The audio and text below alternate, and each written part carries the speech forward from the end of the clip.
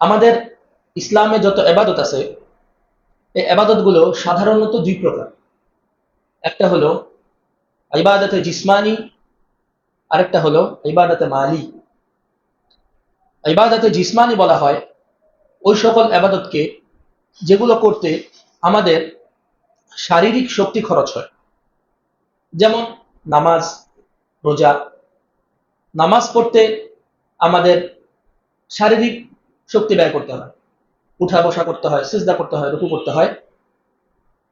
আর রোজা রাখতে আমাদের না খেয়ে থাকতে হয়, এটাও এক প্রকারের শারীরিক শক্তি ব্যয় করা।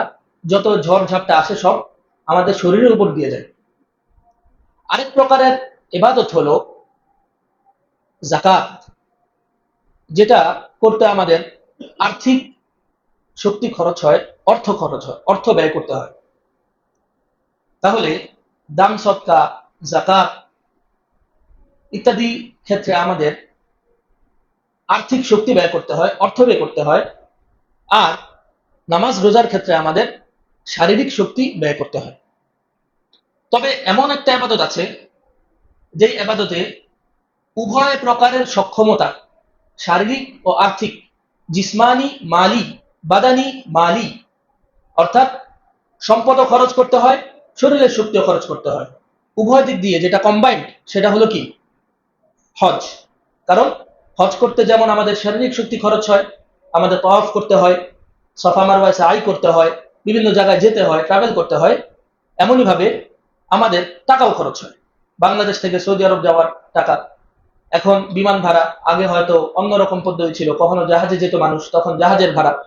এমনই ভাবে প্রত্যেক সময়ই হজ করতে দুই রকম শক্তি খরচ হয়েছে, আর্থিক শক্তি, এমনই ভাবে দৈহিক শক্তি। তো এ কারণে হজের অন্যান্য আবাদতের উপর একটা অন্যরকম বৈশিষ্ট্য আছে। যেহেতু হজের মধ্যে আল্লাহ তাআলা তার বান্দার উভয় দিকটা পরীক্ষা করেন, যে আমার বান্দা আমার জন্য কি শুধুই মাল খরচ করতে প্রস্তুত, আমার জন্য কি শুধুই তার শরীরের শক্তি খরচ করতে প্রস্তুত, নাকি আমার জন্য সে সব কোরবান করতে প্রস্তুত। এটা আল্লাহ তাআলা পরীক্ষা করেন হজের মাধ্যমে।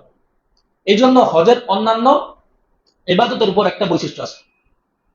আল্লাহ তাআলা তার বান্দাদের উপর, যেই বান্দার আর্থিক সক্ষমতা, শারীরিক সক্ষমতা আছে, তার উপর হজ ফরজ করেছেন সারা জীবনের জন্য একবার।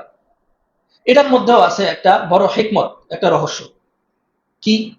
যদি এমন হতো যে যেই ব্যক্তির সক্ষমতা আছে প্রতি বছরই তার হজ করতে হয়, তাহলে হয়তো তার এত সময় মিলত না, এত সুযোগ সে পেত না। তখন তার জন্য হজটা একটা বোঝা মনে হতো, হজ করাটা তার জন্য কষ্টকর হয়ে দাঁড়াতো।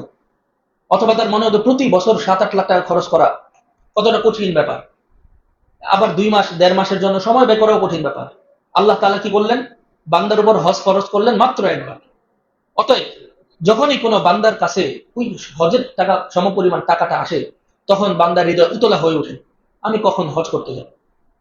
এই হজ করা অত্যন্ত সৌভাগ্যের ব্যাপার তার কাছে মনে হয়।